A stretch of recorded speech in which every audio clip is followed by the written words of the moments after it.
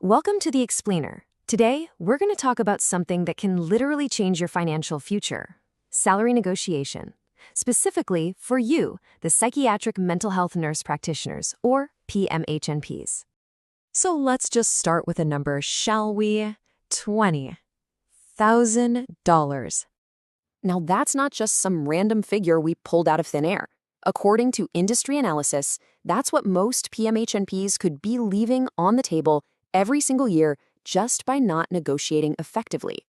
So in just the next few minutes, we are going to walk through 5 super practical professional tips to make sure that money ends up where it belongs, in your pocket. All right, tip number 1, and this one is absolutely foundational. A powerful negotiation, it doesn't start with what you feel you deserve. It starts with cold, hard data. It's about research, not guesswork. And you've got to understand this. Your value isn't just about how skilled you are. It's about where you are. Location, location, location, right? You absolutely have to know the salary benchmarks for your specific city and state. I mean, just look at this. It's wild. A PMHNP in Minnesota is pulling in, on average, over $75,000 more than one in Ohio.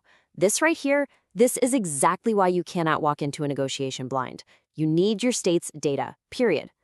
Okay, tip number 2. This is a classic golden rule of negotiating, and trust me, it's absolutely critical if you want to maximize your offer. So, you're in the interview, and they ask that tricky question, so what are your salary expectations? Or even worse, what are you currently making? You gotta know, this isn't just small talk, it's a strategic move.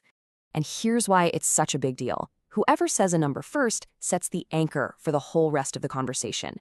If you say your current salary, boom, you might have just anchored the talk tens of thousands of dollars below what they were willing to pay.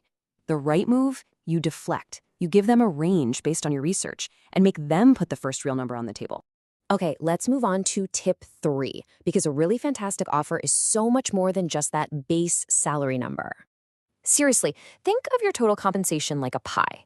Yeah, the base salary is probably the biggest slice, but it's often the hardest one to make bigger. But all those other slices, the bonus, loan repayment, professional development funds, that's where you can often find a ton of extra value. And this table just lays it all out. Look at that negotiability column. High, high. Things like sign-on bonuses and loan repayment, they often come from completely different budgets than the salary pool. That means it's way easier for a manager to get a, say, $20,000 sign-on bonus approved than it is to get a $20,000 raise to your base salary.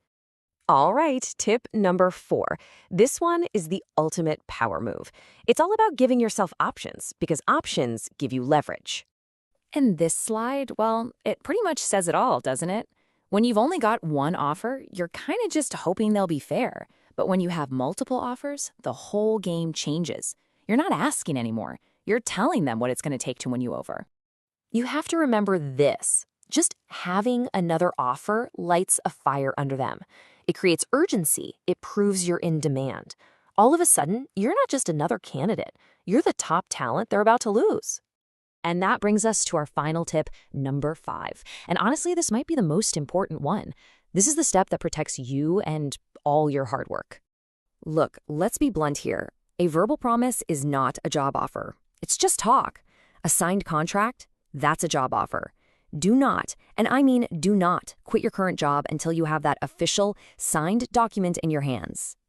So before you sign on that dotted line, use this as your final checklist. Go through it point by point.